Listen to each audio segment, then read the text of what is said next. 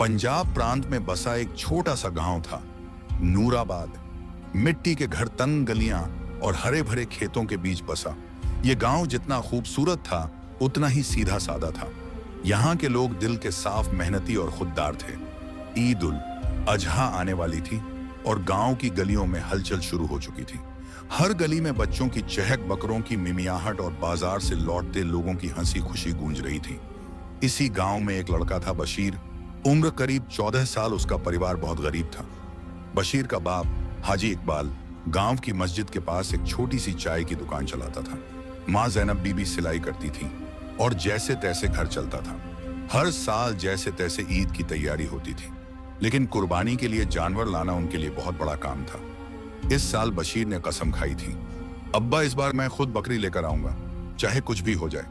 हाजी इकबाल ने हंसते हुए कहा, बेटा तू अभी बच्चा है, मंडी में जानवर लाना बच्चों का काम नहीं और हमारे पास पैसे भी नहीं हैं। पर बशीर ने ठान लिया था। वो रोज काम पर जाता, चाय की दुकान पर बर्तन धोता, मंडी में बोरियां उठाता और हर रोज कुछ पैसे बचाता। आखिरकार ईद से 3 दिन पहले बशीर 7,500 रुपए लेकर मंडी गया। वहां उसे एक अजीब सी बकरी दिखी। सफेद रंग की, बड़े कान, आंखों में अजीब चमक। लोग उस पर ध्यान नहीं दे रहे थे। बशीर ने पूछा, भाई साहब ये बकरी कितने की है? वो बूढ़ा व्यापारी मुस्कुराया, बेटा ये बकरी बहुत खास है पर लोग इसे पसंद नहीं करते, तू इसे 7,500 में ले जा। बशीर ने सौदा पक्का कर लिया और बकरी को लेकर घर आया। बकरी का नाम उसने रखा सफेदिया। सफेदिया बाकी बकरियों से अलग थी।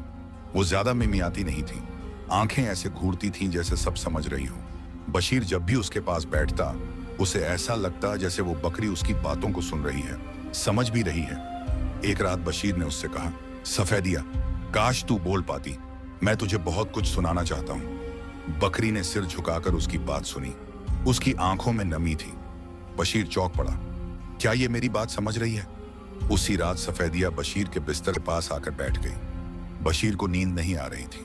उसे अजीब सा लग रहा था, मानो कुछ बड़ा होने वाला हो। ईद का दिन आ गया। गांव में तड़के ही हलचल शुरू हो गई। बच्चे नए कपड़े पहनकर मस्जिद के बाहर जमा होने लगे। मस्जिद में नमाज अदा हुई और अब कुर्बानी का समय आया। बशीर का दिल भारी था। वह सफेदिया से बहुत लगाव कर बैठा था। हाजी इकबाल ने कहा, बशीर चलो सफेदिया को बाहर लाओ। बशीर ने बकरी का रस्सा पकड़ा। उसकी आंखों में आंसू थे। बकरी चुपचाप चल रही थी। गांव वाले जमा हो गए थे। लोग बकरियों को ले आते, दुआ पढ़ी जाती और कुर्बानी दी जाती। जैसे ही सफेदिया को जमीन पर लिटाया गया और दुआ शुरू हुई, बिस्मिल्लाही अल्लाहु अकबर, तभी एक तेज सी आवाज गूंजी, रुको। हर कोई ठहर गया। बशीर के हाथ से रस्सा छूट गया। उस आवाज की दिशा में सबका ध्यान गया और वो आवाज किसी इंसान की नहीं थी, वो आवाज सफेदिया की थी। मैं बोल सकती हूँ, बकरी ने दोबारा कहा। हर किसी की आंखें फटी की फटी रह गईं। गांव के मौलवी, हाजी इकबाल, बच्चे, बूढ़े सब वहीं जम गए। किसी को यकीन नहीं हुआ कि एक बकरी इंसानों की भाषा में बोल रही है। सफेदिया ने अपनी बड़ी बड़ी आंखों से सबको देखा और कहा, मैं कोई आम जानवर नहीं हूं, मैं इंसानों के किए हुए गुनाहों की सजा भुगत रही हूं। अल्लाह ने मुझे जुबान दी है ताकि मैं तुम्हें कुर्बानी का असली मतलब समझा सकूं। मौलवी साहब ने कांपती आवाज में पूछा, तुम कौन हो? सफेदिया बोली, कभी मैं भी इंसान थी, एक औरत जिसने अपने लालच में जानवरों पर जुल्म किया, उन्हें सिर्फ मुनाफे के लिए पाला और कभी उन्हें ममता से नहीं देखा। अल्लाह ने मुझे जानवर बना दिया ताकि मैं वो सब महसूस कर सकूं जो तुम लोग जानवरों को महसूस नहीं करने देते। गांव में जैसे भूचाल आ गया। किसी को समझ नहीं आ रहा था कि इस चमत्कार का क्या मतलब है। कुछ लोग डर गए, कुछ इसे जादू मानने लगे। मौलवी साहब ने कहा, अगर ये सच है तो ये कोई आम बकरी नहीं है, इसकी बात सुनी जानी चाहिए। सफेदिया ने कहा, कुर्बानी का मतलब सिर्फ खून बहाना नहीं होता।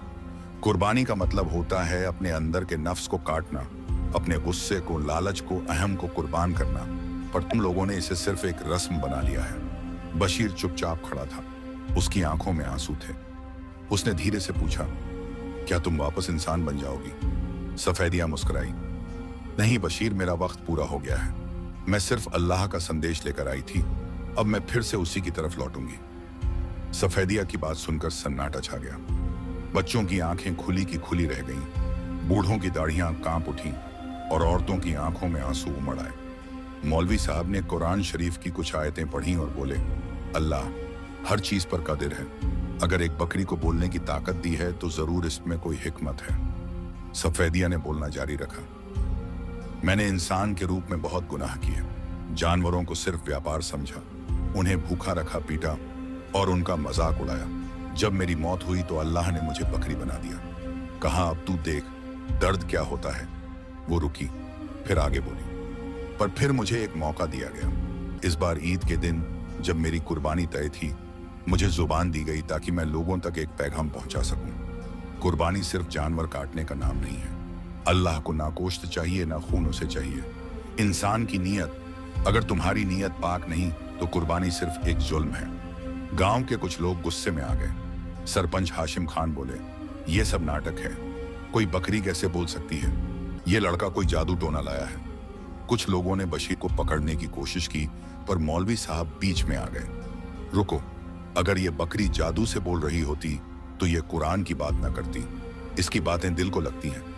अब दो फाड़ हो गए गांव में। एक तरफ वो लोग जो सफेदिया को अल्लाह का चमत्कार मान रहे थे, दूसरी तरफ वो जो इसे ईद का अपमान मानते थे। बशीर सब देख रहा था, उसका दिल बैठा जा रहा था।